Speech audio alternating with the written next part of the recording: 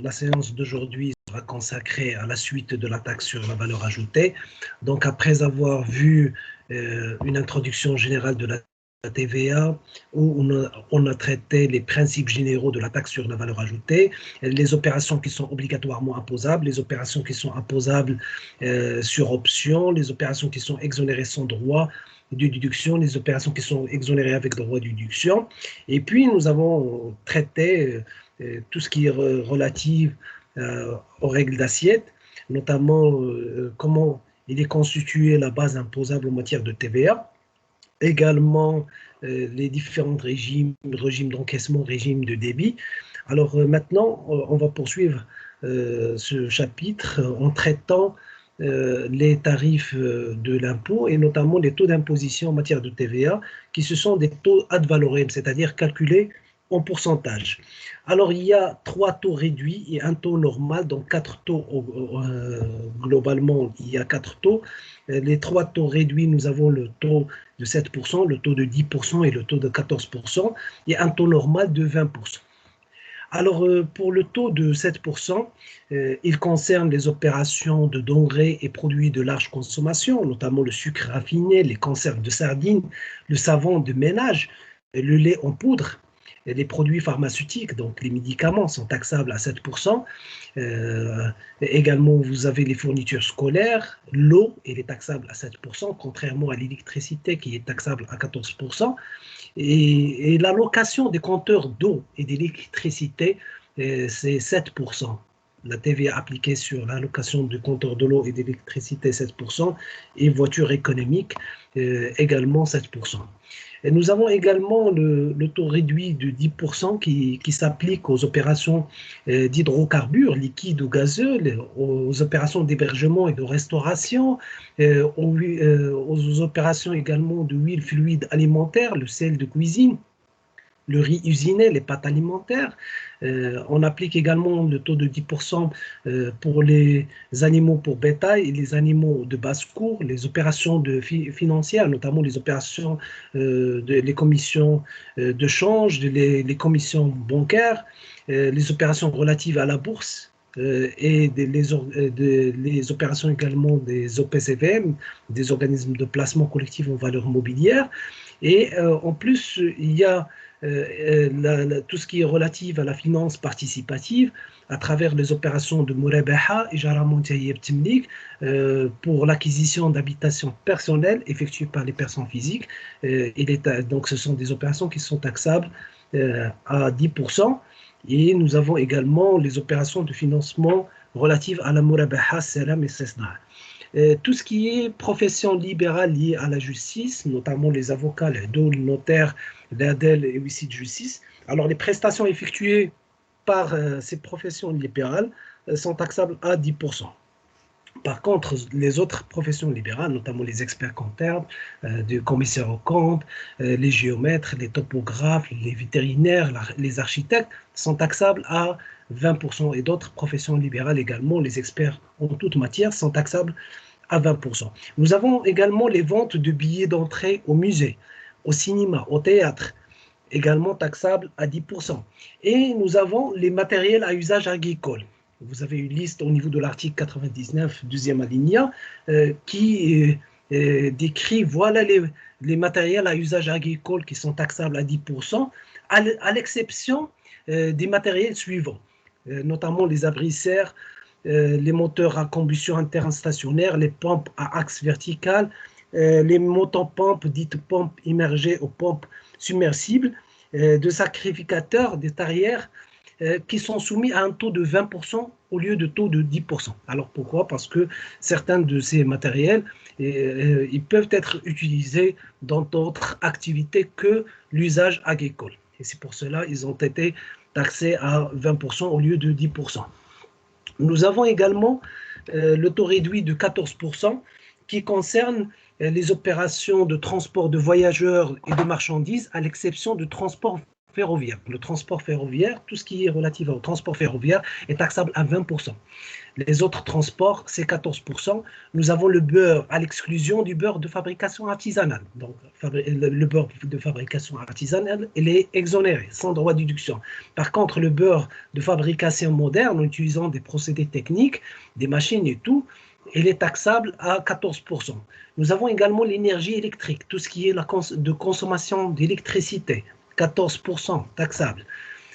Et les prestations rendues par les courtiers d'assurance, qui sont taxables à 14%, mais n'ouvrent pas droit à déduction sur les achats. Le taux normal est de 20%, s'applique aux autres opérations qui sont taxables et qui ne figurent pas parmi les opérations qui sont taxables à taux réduit.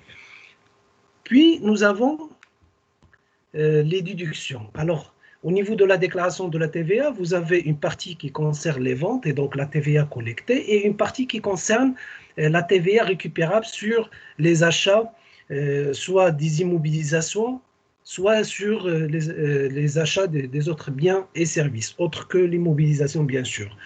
Et il y a des conditions de déductibilité de droit à déduction. Parmi ces conditions, donc l'achat doit être d'un bien doit être utilisé pour le besoin de l'exploitation de l'entreprise et également on doit payer la taxe, on doit payer la TVA et le montant de la TVA doit figurer au niveau de la facture selon l'article 145 du Code général des impôts avec les autres informations qui doivent être mentionnées au niveau de la facture. Je cite par exemple l'ICE, l'identifiant fiscal, la destination doit être précise, également le destinataire également, et ainsi de suite. Alors, il y a également les opérations qui sont exclues de droit à déduction, qui n'ouvrent pas droit à déduction en matière de TVA, et c'est un article extrêmement important au niveau du Code général des impôts qui traite la déduction, les opérations qui sont exclues de droit à déduction. Et dans ce cas, on trouve les biens et les produits et les services qui ne sont pas liés à l'activité de l'entreprise, donc n'ouvrent pas droit à déduction.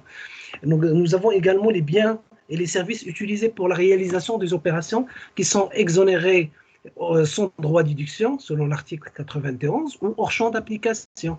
Également, ne n'ouvrent pas droit de déduction. Nous avons les produits pétroliers, mais il y a une exception.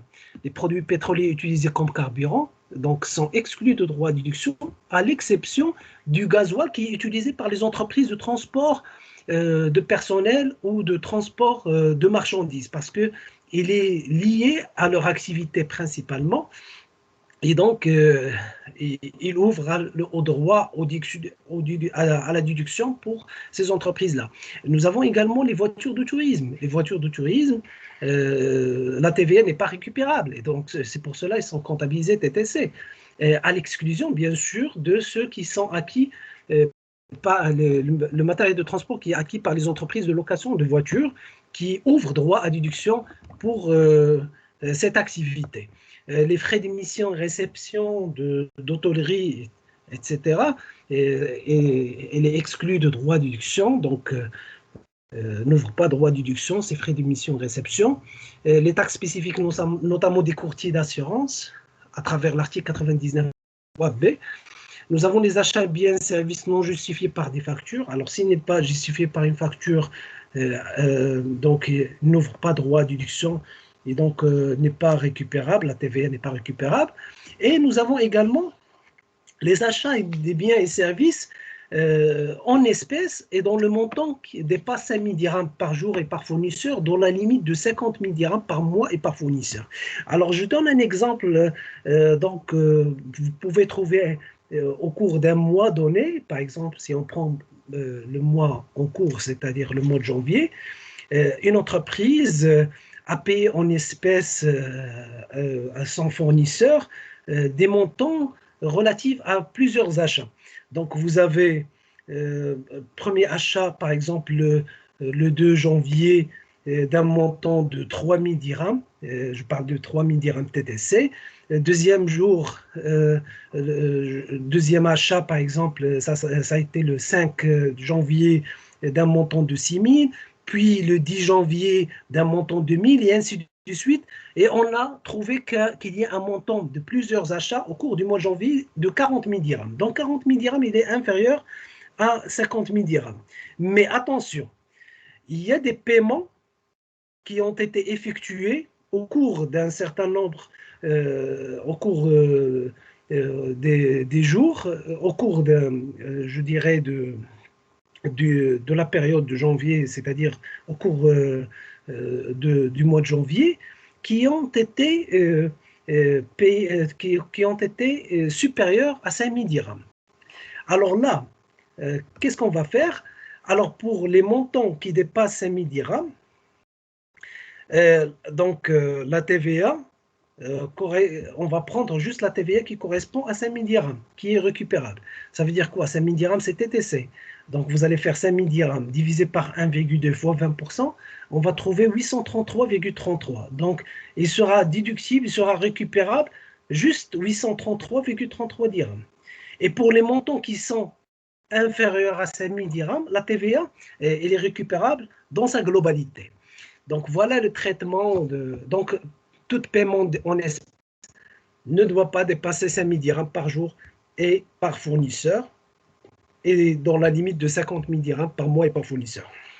Nous avons également les acquisitions de logements d'habitation destinés à la location dans le cadre du contrat Ijara Muntahiyya B'Timlik et les acquisitions destinées à être vendues dans le cadre de contrat Murabaha Salam et Cessna également n'ouvrent pas droit à déduction. Pour le calcul de la TVA due, donc comme vous le savez, la TVA due elle est calculée ainsi, la TC est égale à la TVA facturée, c'est-à-dire TVA collectée sur les ventes, et moins la TVA déductible sur les immobilisations, moins la TVA déductible sur les biens et services, c'est-à-dire les charges, donc le paiement des services, et moins crédit de TVA de la période précédente. Il faut voir que est-ce que la TVA est mensuelle ou trimestrielle. Donc, s'il est mensuel, on va prendre la TVA facturée du mois concerné, moins la TVA déductible sur les immobilisations du mois concerné, moins la TVA déductible sur les biens et services du mois concerné, moins le crédit de TVA du mois précédent. Et si c'est trimestriel, on va prendre le trimestre précédent. Crédit de TVA, c'est lorsque la TVA déductible elle est supérieure à la TVA collectée. Et si on a un crédit de TVA qui est chronique, qui est structurel, à ce moment-là, cette situation, ça s'appelle butoir de la TVA. Puis, nous avons donc cet exemple pour mieux comprendre cette partie de calcul de TVA due. Donc, c'est une entreprise qui est assujettie à la TVA à un taux de 20%. Donc, il faut faire très attention toujours. Il faut voir l'activité et voir quel est le taux appliqué pour chaque activité. Alors, pour cette entreprise, il effectue des opérations qui sont taxables à 20%, donc sur les ventes, bien sûr. Et donc, nous avons le chiffre d'affaires, les achats des biens et services et les immobilisations. Il faut voir également est-ce que le montant est en hors taxe ou en TTC, parce que si le montant en TTC, il faut déterminer d'abord le montant hors taxe pour déterminer la TVA. Donc, on vous demande de calculer la TVA due mensuellement. Mensuellement, nous avons le chiffre d'affaires, ça va nous servir pour calculer la TVA facturée, la TVA collectée. Nous avons les achats des biens et services et des immobilisations pour calculer la TVA récupérable sur les immobilisations, sur les biens et services. Alors, la TVA collectée, c'est 300 000 fois 20%, donc soit 60 000, moins la TVA 20% fois 50 000, moins 150 000 fois 20%. Vous allez trouver la TVA due du mois de janvier. Et donc, voilà les résultats. Donc, la TVA due du mois de janvier, c'est 20 000 dirhams. Et alors, pour le mois de février, il faut faire très attention. Pourquoi? Parce que la TVA déductible sur les biens et services, 50 000, elle est supérieure à la TVA collectée. TVA collectée, calculée sur la base du chiffre d'affaires. Donc, on a trouvé moins 10 000 dirhams. Donc, c'est un crédit de TVA et non pas de TVA due. Donc, crédit de TVA, ça veut dire quoi? Ça veut dire qu'il y a une créance envers l'État. Et TVA due, c'est il y a une dette envers l'État. Alors, pour le mois de mars, nous avons TVA collectée de 120 000, moins la TVA déductible sur les biens et services, moins la TVA déductible sur les immobilisations, moins crédit de TVA de la période précédente, 10 000 qu'on a trouvé tout à l'heure, et donc pour le mois de février, et donc c'est 50 000 dirhams comme TVA due à payer à l'État au Trésor avant la fin du mois d'avril 2020. Alors, pour le calcul trimestriel, nous avons l'exemple suivant. Alors là, si vous voulez, il faut faire juste la somme des 3 mois, mois de janvier, février, mars pour le premier trimestre. Pour le deuxième trimestre, on prend avril, mai, juin et ainsi de suite. Alors, on va faire la somme du chiffre d'affaires, 80 000 plus 100 000 plus 120 000, multiplié par le taux correspondant. Ici, dans cet exercice, le taux correspondant est de 20%.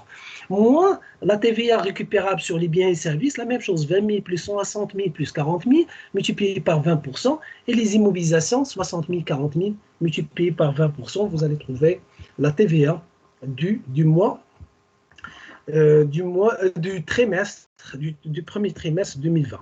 Ici le résultat négatif, c'est-à-dire la TVA récupérable est supérieure à la TVA collectée, il s'agit d'un crédit de TVA. Donc, toujours au niveau des déductions, il y a des cas où on doit, si vous voulez, remettre en cause la taxe sur la déduction sur la taxe de la taxe sur la valeur ajoutée, pardon. Alors la régularisation, pourquoi? Parce que la déduction de la TVA initiale n'est pas définitive. Donc, il peut être révisé, ce qui va donner lieu à une régularisation. Et il y a plusieurs cas de régularisation. D'abord, il y a le cas où il y a une disparition de marchandises non justifiées. En cas de vol, par exemple, en cas de destruction non justifiée, en cas d'incendie. Donc, en cas de vol, il doit être justifié par un PV de police judiciaire, ou bien un PV de la gendarmerie. Donc, ça dépend du lieu de l'établissement, de l'entreprise. Donc, le PV, il est très important pour justifier le vol ou pour les sapeurs-pompiers pour justifier l'incendie. Et donc, s'il n'est pas justifié, il faut reverser au Trésor la TVA qui a été déduite initialement. Nous avons également le cas des constructions, des immobilisations. Des immobilisations qui correspondent à des biens immeubles. Alors, les biens immeubles, notamment les constructions, doivent être conservés au bilan de l'entreprise pendant 10 ans. Et donc, s'ils ne sont pas conservés pendant 10 ans, c'est-à-dire, par exemple, conservés juste pour une période de 3 ans, les 7 ans restants doivent être, je dirais,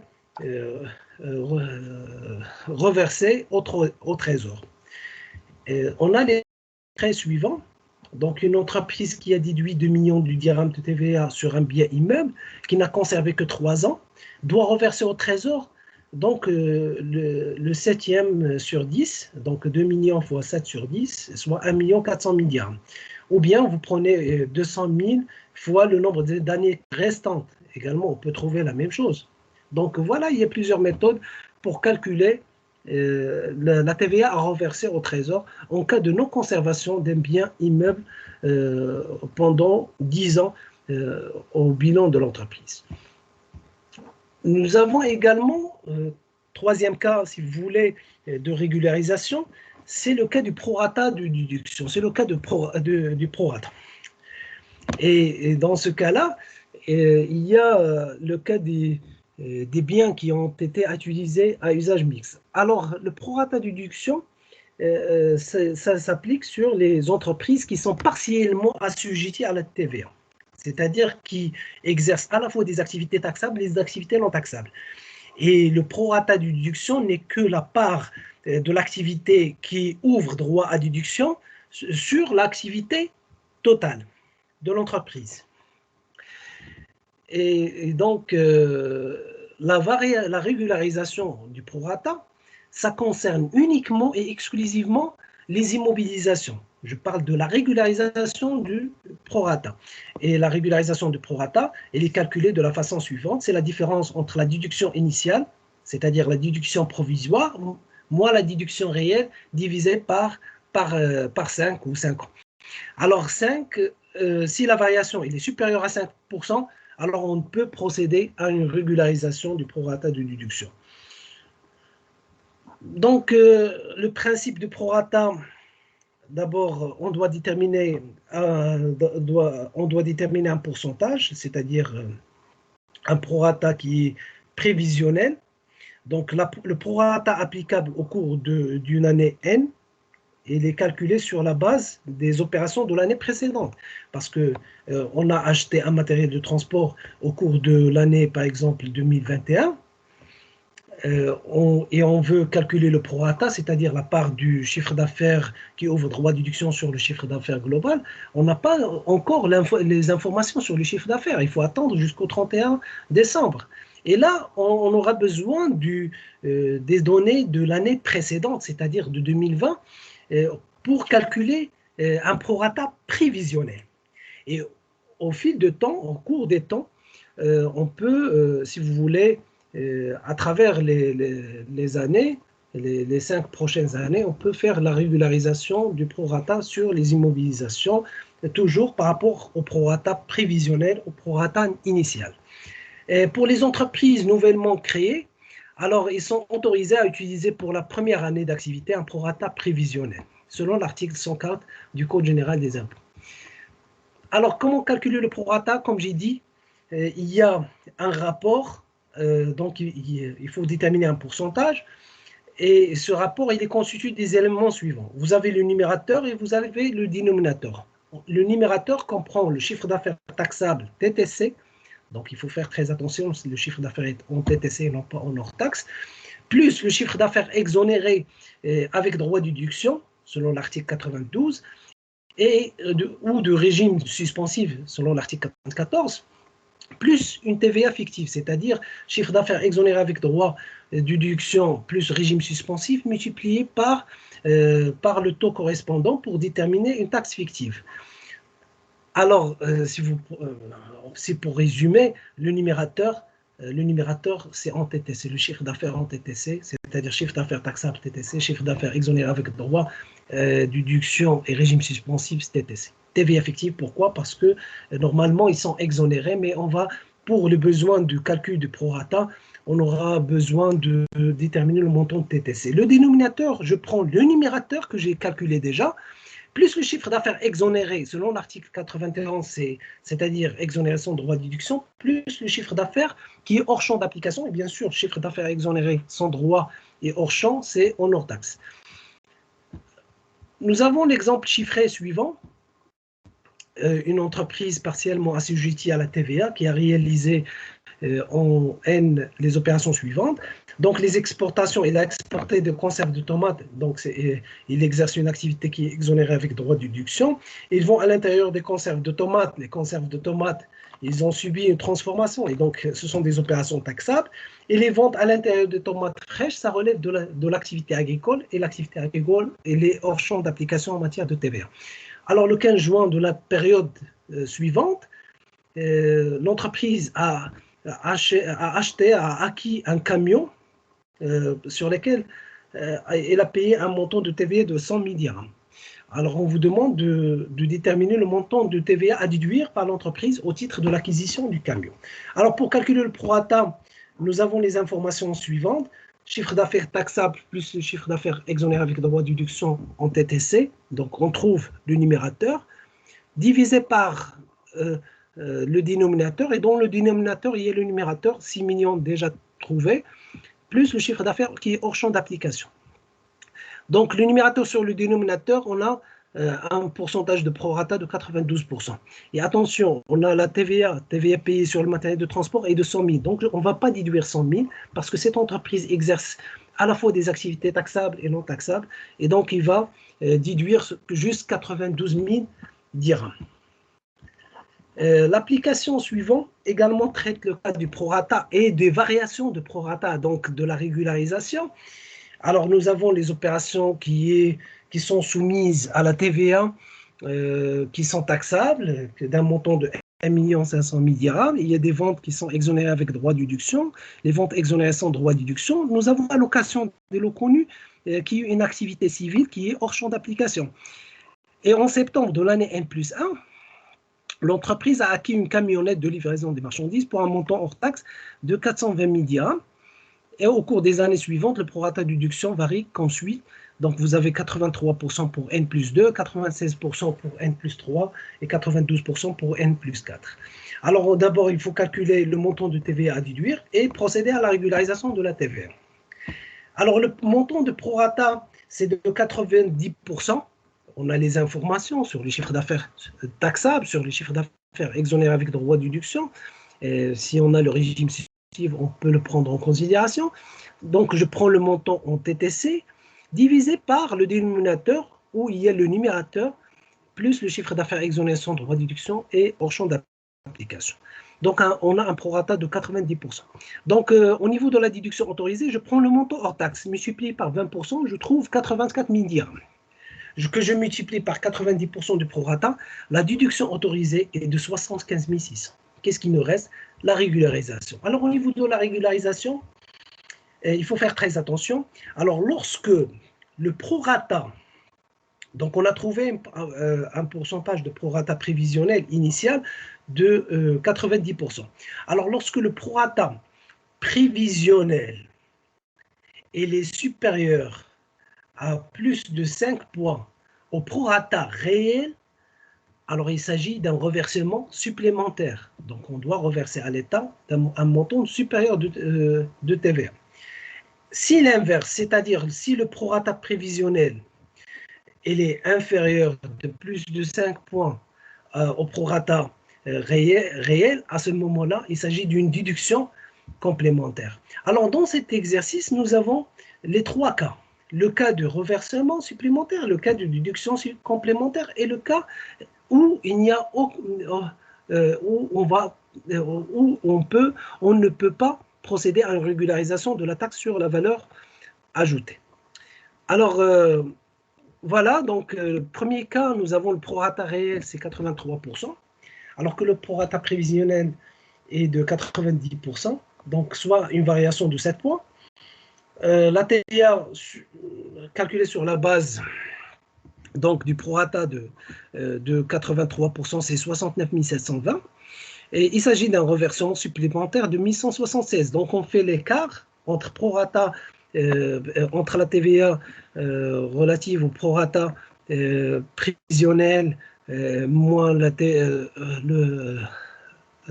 TVA relative au prorata réel, divisé par 5, on trouve 1176. Le deuxième cas, c'est-à-dire l'année N plus 3, on a une déduction complémentaire de 1008. On fait le même calcul, on trouve 1008. Donc, il s'agit d'une déduction complémentaire. Et en N plus 4, il n'y a que des points, elle est inférieure à 5, donc pas de régularisation. Et il y a également le cas du remboursement de TVA. Alors, rapidement, le remboursement de TVA, ça concerne les opérations qui rentrent dans le cadre de l'article 92 et 94 du Code général des impôts, c'est-à-dire que ça concerne les opérations qui sont exonérées avec droit de déduction et régime suspensif. Également, les entreprises qui arrêtent leur activité peuvent obtenir le remboursement du crédit de TVA. Alors, le remboursement, lorsque une entreprise exportatrice, par exemple, elle exporte sans TVA, mais elle supporte la TVA sur les achats. Il va demander à l'État le remboursement de la TVA qui a été supportée en amont. Et pour demander, donc il y a une demande à faire. Il y a une demande et donc l'entreprise doit constituer un dossier de remboursement de TVA. Et dans ce dossier de remboursement de TVA, il doit justifier les achats, il doit justifier les ventes. Et donc, le calcul se fait de la façon suivante. Il faut calculer un plafond de remboursement qui est calculé sur la base du chiffre d'affaires, sur les éléments du chiffre d'affaires. Et une fois qu'on calcule le plafond, on va comparer le montant demandé au remboursement avec le plafond. Alors, si le plafond est inférieur au remboursement demandé, la différence est reportée comme crédit à rembourser sur la période suivante. Et si le plafond est supérieur au remboursement demandé, le reliquat non utilisé viendra pour s'ajouter au plafond de la période suivante. Alors, le dossier de remboursement, il est trimestriel, il n'est pas mensuel, il n'est pas semestriel, il est trimestriel. Il doit être liquidé dans les 4 mois normalement. Et il y a un délai de forclusion et d'une année, le délai de forclusion, c'est-à-dire de prescription. Alors, au niveau du régime d'imposition, nous avons le régime de déclaration mensuelle et de déclaration trimestrielle. La déclaration mensuelle, ça concerne les opérations, les activités dont le chiffre d'affaires taxable, et non pas le chiffre d'affaires global, le chiffre d'affaires taxable qui est supérieur à 1 million de dirhams pour les sociétés étrangères et en cas d'option, c'est-à-dire si on veut opter pour la déclaration mensuelle. La déclaration trimestrielle, si le chiffre d'affaires il est inférieur ou égal à 1 million de dirhams, on sera amené à faire une déclaration trimestrielle. C'est pour les établissements également saisonniers et les nouvelles entreprises également. Et lorsque on est dans le régime où il y a la déclaration mensuelle, la déclaration du mois de janvier doit être déposée au mois de février. La déclaration du mois de février doit être déposée au mois de mars et ainsi de suite. Pour la déclaration trimestrielle, le premier trimestre doit être déclaré au mois d'avril, deuxième trimestre au mois de juillet, troisième au mois d'octobre et quatrième au mois de janvier. Et à verser en même temps la TVA due. Donc, il y a la déclaration est accompagnée par le paiement. Enfin, il y a les obligations du contribuable.